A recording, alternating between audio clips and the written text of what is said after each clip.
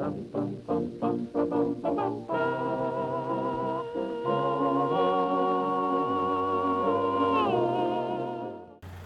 is thicker than water, ika nga ng kasabihan. Mas makapal ang dugo kesa sa tubig. Lalo na siguro sa politika. Pare-pareho mga pangalan na naman. Isang maingay na parada ng mga pamilya ng mga magkakadugo.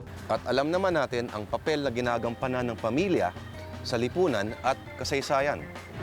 Mula pa lang nung naitatag at sabi pa ng iba, bago pa nga ang Republika ng Pilipinas, ay iilang mga pamilya lang ang nangingibabaw sa ating politika at ekonomiya. Lalo na nga raw sa Kongreso. Mula pa raw nung unang usbong nito sa Malolos noong 1898, pag sinundan mo raw ay halos pare-pareho mga apelido at magkakamag-anak ang mababasa mo.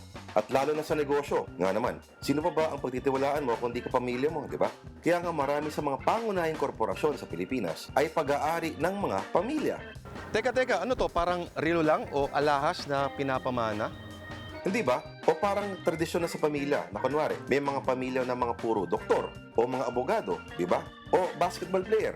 Bakit hindi sa politika, di ba? Pero teka muna, sabihin lang natin pagpalagay lang natin na dakila naman at mabuti ang kanilang hangarin, walats pa rin lalo na pag wala ka namang masyadong pwedeng pagmalaki maliban sa apelyido mo. Eto, alam natin congressman ang Cagayan. Pero ano pa ba ang ibang pwedeng pag-usapan sa kanya maliban sa hindi naman daw siya ang pumatay sa artistang si Alfie Anido noon? At eto, naging panganay lang at alalay ng airpods niya. Gusto senador agad. Hindi pa pwedeng barangay captain o konsehal muna. The state shall guarantee equal access to opportunities for public service and prohibit political dynasties as may be defined by law. Etong tanong ngayon, ano ba ibig sabihin ng defined by law? Tanong, sino nga ba ang dapat sisihin dito? Sagot, mga Amerikano. Ha? Mga Amerikano na naman! Mga Amerikano na yun. Ayon sa mga historiador, sa 1907 elections para sa Philippine Assembly, nagsimula ang pagluklok sa mga maituturing na Filipino ruling class. Dahil dito nagawa ng mga Panginoong may lupa na tagalalawigan na palawakin ang mga kapangyarihan sa pambansang antas. At mula noon ay steady lang sila sa pwesto hanggang ngayon.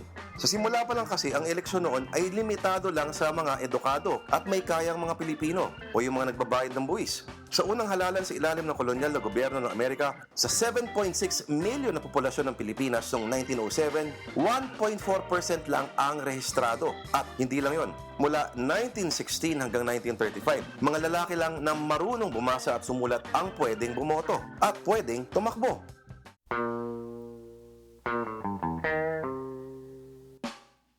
Ay, ganun pala no? Kasalanan pa rin pala natin. Tayo na lang lagi ang tanga. Tayo na lang lagi ang uto-uto. Dapat siguro, pag ganito, prangkahin na ng batas. Dapat, klaro, pagka mag-anak, bawal tumakbo.